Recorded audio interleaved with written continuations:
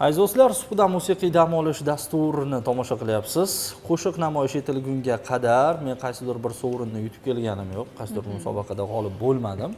Bu kubok menga tegishli emas. Bu kubok yoshlar o'rtasida vatanparvarlik ruhini oshirish va ular o'rtasida turli musobaqalarni tashkil etish maqsadida tashkil etilgan yosh chegarachilar tanlovi g'oliblariga tegishli kubok hisoblanadi. 15-bor o'tkazilgan ushbu musobaqada respublika bosqichida Yangiobod tumanidagi maktab o'quvchilari, Sarmich qishlog'idagi maktab o'quvchilari bu kubokni qo'lga kiritishdi va bu ular uchun birinchisi emas, Farangiz. Albatta, menimcha bugungi suhbatimiz juda ham qizg'in kechadi va ularni qo'llab-quvvatlagan insonlar va o'sha g'oliblarimiz bugun studiyamizga taklif etilgan, ularni tanishtirib o'taman. Davlat xavfsizlik xizmati chegara qo'shinlari harbiy xizmatchisi Hakim aka Madiyev, Chaqiriqqa qadar boshlang'ich tayyorgarlik fani o'qituvchisi Muhammadjon Orifjonov va g'olib ishtirokchilarimiz Behruz Isomqulov va Munisa Begimqulovalarni bugun studiyamizga taklif etganmiz. Avvalambor assalomu alaykum. Assalomu alaykum. Hakim aka, Muhammadjon aka, Behruzbek hamda Munisaxon. G'alaba muborak bo'lsin.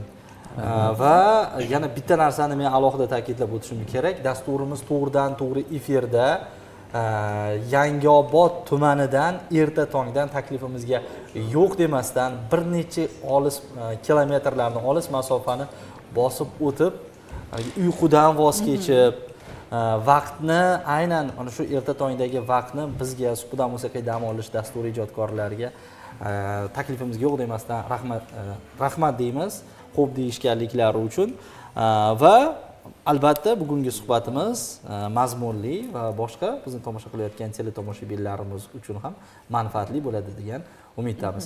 Hakim aka, men dastlabki savol bilan sizga yuzlanmoqchiman. Biz hozir ta'kidlab o'tdik. Yangiobod tumanidagi qaysi maktab? 13-sonli umumta'lim. 13-sonli umumta'lim maktabi o'quvchilari uchun bu muvaffaqiyat birinchisi emas. Dastlabki savolim esa bunda ham emas. O'zi bu 15-marotaba o'tkazilyapti 2011-yildan beri. 2011-yildan buyon o'tkazilayotgan tanlov ancha tashkilotchilik jihatdan ham tajriba to'plangan. Maqsad aniq, Yoshlar ittifoqi, Yoshlar agentligi, Maktabgacha va Maktab ta'limi vazirligi va qator tashkilotlar bilan birgalikda, Davlat xavfsizlik xizmati chegara qo'shinlari bilan birgalikda o'tkazib kelinadi. Maqsadi, vazifasi va bugungi kungacha erishilgan bir ijobiy yutuqlarga dastlab to'xtalib o'tsak boshlanishiga. Avvalambor assalomu alaykum. Assalomu alaykum. Ushbu musobaqaga keladigan bo'lsak, ushbu musobaqa yuqorida aytib o'tganingizdek 15 yildan buyon o'tkazib kelinyapti. Ya'ni an'anaviy tarzda Davlat xavfsizlik xizmati chegara qo'shinlari tashabbusi bilan o'tkazib kelinmoqda. Ushbu musobaqada o'ylaymanki respublikamizning barcha chekka hududlarini ham qamrab oldi. Bundan asosiy vazifa, ya'ni maqsad o'sha uni bo'sayotgan yosh maktab o'quvchilarini, yoshlarni harbiy vatanparvarlik ruhida tarbiyalash. Qolaversa, o'sha vatanimizga vatanparvar yoshlar bo'lib ulg'ayishiga asosiy maqsad o'ylaymanki mana shunda. Ushbu musobaqada ishtirok etgan o'quvchi yoshlarimiz asosan hozirgi kunda bir safda biz bilan xizmat qilib borilmoqda. Ular bilan shunaqami? Albatta. O'sha tanlovda ishtirok etgan maktab o'quvchilari hozir sizlar bilan birga xizmat qilishyapti. Shunaqa. Zo'r. Ushbu musobaqada qatnashgan o'sha yoshlarimiz hozirgi kunda bir yelkama-yelka bir safda, qolaversa serjant, ofitserlik lavozimlarida ham xizmat qilib kelmoqda. Juda ham yaxshi. Bu tanlov haqida juda ko'p eshitganmiz va unda aynan Jizzax viloyatidagi tuman o'quvchilari g'olib chiqayotganligi bu bizni yanada xursand qiladi, Farangiz. Albatta, va aynan bunda maktab o'sha jamoasini ham hissasi katta bo'ladi. O'qituvchimizga yuzlanmoqchimiz, Muhammadjon aka. Albatta, mana shu jamoani shakllantirish, o'quvchilarni bu musobaqaga bo'lgan qiziqishlarini qanday baholaysiz va maktab jamoasi qanday qo'llab-quvvatladi bu borada? Avvalambor assalomu alaykum. Shu davrda bizda maktabimiz kichkina va chekka olis hududda bo'lishiga qaramasdan o'quvchi yoshlarimiz kam sonli. Bunga qaramasdan bizda o'quvchi yoshlarimizda shijoatli, g'ayratli o'quvchilarimiz soni juda ko'p. Bu musobaqada ikkinchi bor ishtirok etishim o'zim. O'quvchilar saralab borish jarayonida birmuncha qiyinchiliklar yuzaga keldi. Ya'ni hamma o'quvchilarimiz yaxshi tayyorgarlik ko'rgan. unda yoqimli qiyinchilik ekanda. Ha, bir necha Eng Odamga kuchlilarini yoqadigan qiyinchilik. tanlab olish Men qiyin, hozir albatta. qiyinchilik yuzaga keldi desalar, haligi hamma ham xayrixohlik bildirmaganmikan deb o'ylabman-da. Bu yaxshi ekan unda. Saralab olish jarayonlari yakuniga yetdi. Dastlab tuman, viloyat, keyin respublika bosqichidan. Hozir mana biz ortdagi monitorda jarayonlarni, haligi slayd showni ham tomosha qilib turibmiz.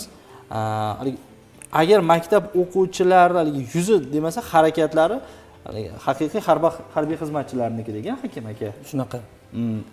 Va keling endi musobaqaga to'xtalib o'tsak, taassurotlar, tayyorgarlik jarayonlari qancha muddat davom etdi? 3 oy. 3 oy davom etdi. Muddatda respublika bosqichiga. Xo'p, Munisaga yuzlanmoqchi edim. Munisa, bilishim bo'yicha jamoa a'zolari aslida studiyadagidan ko'proq. Necha nafar sizlar? 10 nafar. 10 nafar. Ulardan 2 nafari qizlar. Bola 8 nafar o'g'il bola. Aha. Qanchalik qiyin bo'ldi mana musobaqani viloyat bosqichi va respublika bosqichidagi taassurotlar bilan bo'lishsangiz? Yurtboshimiz tomonidan biz yoshlarga berilayotgan turli xil sharoitlardan oqilona foydalangan holda musobaqada qatnashdik va musobaqada ishtirok etib ozmuncha qiyinchiliklarga duch keldik va bu bilan birgalikda bizni tayyorlagan ustozlarimiz Muzaffar ustoz, Hakimjon aka, Muhammadjon aka mehnatlari katta bo'ldi va bu bilan ularning mehnatlarini oqlagan holda faxrli birinchi o'rinni qo'lga kiritdik. Munisa aynan o'g'il bolalarga xos bo'lgan musobaqa deb o'ylaymiz. Aynan qizlarimizni faol ishtiroki va sizni natijangiz bizni quvontirdi. O'zingizni yo'nalishingizda erishgan yutug'ingizni ham alohida e'tirof etib o'ting. Bu ustozlarimizga qaraganda bu harbiy sohaga o'zimizda qiziqishimiz, intilishimiz yanada oshardi. Bu musobaqada qatnashib o'zimizda kelajak faoliyatimiz bilan bog'liq holda kasb faoliyatimizni tanladik, harbiy sohaga qiziqish yo'nalish bo'yicha. Xo'p, Behruz, sizda ham adashmasam, alohida bir yo'nalish bo'yicha muvaffaqiyat bor. Hozir Munisa aytmadilar. hali Munisa aytmadilar. Keling Munisa sizdekini tugatib qo'yamiz. Tushunishim bo'yicha mendagi ma'lumotlarga ko'ra AK qurolini necha soniyada sochildi deyishladimi? Shunaqa bo'ladimi? 3-6 sekundda sochdik. 3-6 sekundda sochildi. Qancha muddat tayyorgarlik ko'rgansiz buning uchun? Buning uchun 3 oy davomida mashg'ulot jarayonlarida kuniga o'sha 16 shart bo'yicha hammasida tayyorlandik va 1 soat mana shu qurolga Kalashnikov avtomatiga ajratdik. Aha, tushunishim bo'yicha buni hamma amalga oshirmaydi. Jamoada siz bu yo'nalishda javob bergansiz va bu Hakim aka, adashsam to'g'rilab ketasiz, aynan tanlovning rekordi bo'lgan. Shunaqa. Jamoa a'zomiz Munisaxon yosh chegarachilar musobaqasi respublika bosqichida AKS avtomatini sochish mashqida juda ham katta rekord o'rnatdi. Ya'ni 3-6 sekundda sochib, barcha o'sha musobaqa ishtirokchilarini, musobaqa o'tkazayotgan rahbariyatimizni barchasini ishonchini oqlab, maqtovga sazovor bo'ldi. Hayratiga sabab bo'ldi. Albatta. Xo'p, endi Behruzning taassurotlariga o'tsak. Avvalambor assalomu alaykum. Assalomu alaykum. Musobaqa taassurotlari a'lo darajada bo'ldi. Musobaqaga 3 oy davomida tayyorgarlik ko'rdik biz. Musobaqa jarayonida qiyinchiliklar, taassurotlar bo'ldi. Men respublika bosqichida 1000 metrga yugurishda eng yaxshi nominatsiyani jamoatchida qo'lga kiritdim. Bu jamoaviy 1000 metr o'zi 16 ta shartning ko'plab bosqichlarida jamoaviy ishtirok etadi. Keyin bu jamoalar ichidan eng yaxshilarni saralab olib, nominatsiyalar bilan taqdirlashadi. Men shu nominatsiyada 1000 metrda faxr eng yaxshi nominatsiyani qo'lga kiritdim. Xo'p, siz jamoa sardorimisiz shunda? Yo'q, aslo men jamoa sardori emasman. Jamoa sardori hozir studiyada Studiyada emas. Lekin bizni ko'rib turishibdi. Bu jamoa a'zolariga ham biz erta tongdan salomlarimizni yo'llaymiz, ularni ham tabriklaymiz. Bu muvaffaqiyatda ularning ham hissasi juda katta ekanligini alohida ta'kidlab o'tishimiz kerak. Muhammadjon aka, sizga yuzlanmoqchiman navbatdagi savol bilan. Qarangiz, meni ma'zur tutasiz. Kelib qoldi. Xonasi kelib qoldi. Albatta yoshlar bilan ishlashning zavqi ham bor, murakkab tomonlari ham bor. Ayniqsa hozirgi Z avlod bilan. Men hozir Munisa bilan, Behruz bilan muloqotni ko'rib turibman, Hakim aka. Ular nafaqat bu tanlovda ishtirok etishgan, balki harbiylar kabi muloqotlar qilishyapti-da. Aslo yo'q, xuddi shunday haligi kadr ortidagi suhbatlarimizda ham ularning javobi taxminan shunday bo'ldi va baribir mehnatning rohati deyishadi-ku. Shunaqa. Lekin bu jarayonni biz tayyorni ko'ryapmiz-da. Ular noldan tayyorlanish holatlarida qanchalik ular bilan psixologik jihatdan ishlash murakkab kechadi o'zi. Siz taniysiz, hammasini bilasiz. Ehtimol qo'shningizdir ayrimlari. Shu masaladagi mulohazalaringiz qiziq. Endi biz pedagog sifatida aytamiz, o'quvchilar yosh avlodlar tarbiyalashda bular bilan ko'prik sifatida ko'prik vazifasini bajaramiz. Ya'ni kelajakka ko'prik vazifasini nuqta beramiz. Bular bilan bola tilida ham so'zlashdik, harbiycha so'zlashdik, harbiy tilda musobaqa jarayonida qo'pol ham munosabatda bo'ldik. Chegara darajasida. Chegara darajasida. Qiyinchiliklar albatta bo'ldi, bizga yarasha. Bulardan o'sha pedagog mahoratni qo'llagan holda o'tdik. Qiyin bo'lmadimi unchalik? Qiyinchiliklar bo'ldi. Unchalik emas. Endi shirin siz aytgandek shirin qiyinchiliklar bolalar bilan ishlash. Bundan bir necha yil oldin aynan tasvirga olish jarayonlarida o'sha Yangiobod tumanida bo'ldik. Adashmasam, Sarmich o'sha qishloq fuqarolar yig'inida. Shunaqami? Va qaytayotganimizda yosh chegarachilar aynan jamoani yugurib ketayotganligini ko'rgan edik. Menimcha Begzod aka siz bilan edi, tasvirchimiz bilan birgalikda va o'sha paytda haydovchimiz aytdilar, mana shu jamoa yutib keldi viloyat bosqichida, endi respublikaga chiqishadi deb aytib o'tishgan edi. Va bu borada Yangiobod tumani eng chekka hududlarimizdan, hududni iqlimi, sharoiti menimcha yana ham toblanishlariga, yana ham kuchli bo'lishlariga imkon bergandir demoqchi bo'ldim. Aynan o'sha kuchli bo'lishingizga aynan qaysi jarayonlar qiyin bo'ldi? Mana shu qiyinchiliklar bo'ladi-ku baribir kuzatilganda, tayyorgarlik jarayonlarida. Nimalardan ko'proq o'sha kuch oldingiz, nimalarni o'rgandingiz? Harbiy xizmatchilarimizdan albatta ular bilan muloqot qilganda havas qildingiz. Bu tanlov nima berdi? Muxtasar aytganda. Munisa, qizlardan boshlaylik. Bu shartlar asosida tayyorlanish bosqichida qiyinchiliklarga duch keldik va bu qiyinchiliklarni yengib o'tishda ustozlarimizni mehnatlari katta bo'ldi va oqladik mana shu natijalarni qo'llagan.